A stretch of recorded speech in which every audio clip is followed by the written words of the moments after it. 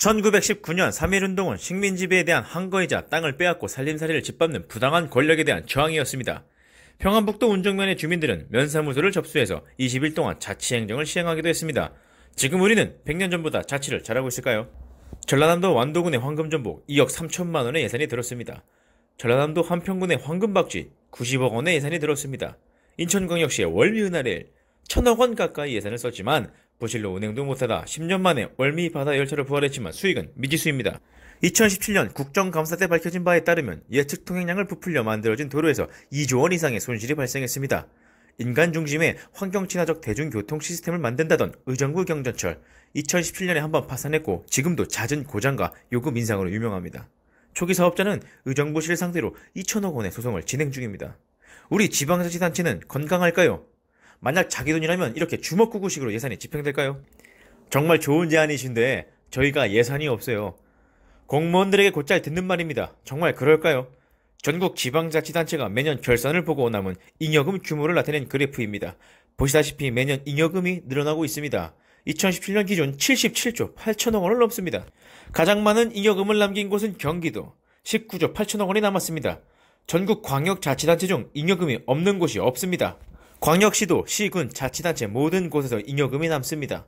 공무원줄 월급이 부족하다는 군 단위에서도 500억 원에서 4,700억 원까지 잉여금이 남습니다.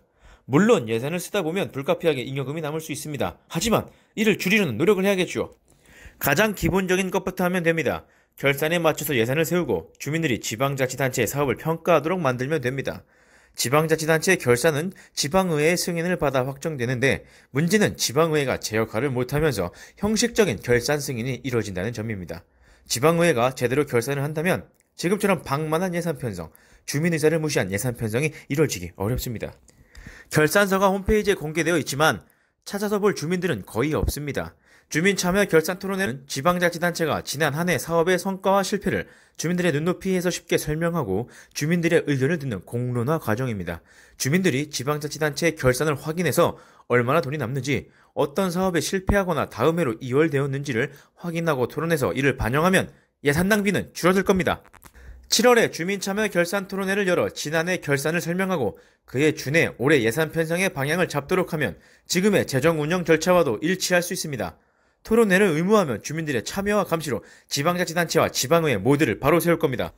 주민참여 결산 토론회를 실행할 방법은 어렵지 않습니다. 현행 지방회계법 제14조 결산의 수행 제6항은 제1항부터 제5항까지 해서 규정한 사항 외에 결산 업무의 기준, 절차, 방법 등에 필요한 사항은 대통령령으로 정한다고 규정하고 있습니다. 즉, 법 개정 없이 대통령 시행령을 개정하는 것만으로도 시행할 수 있습니다. 늦출 이유가 없다는 거죠.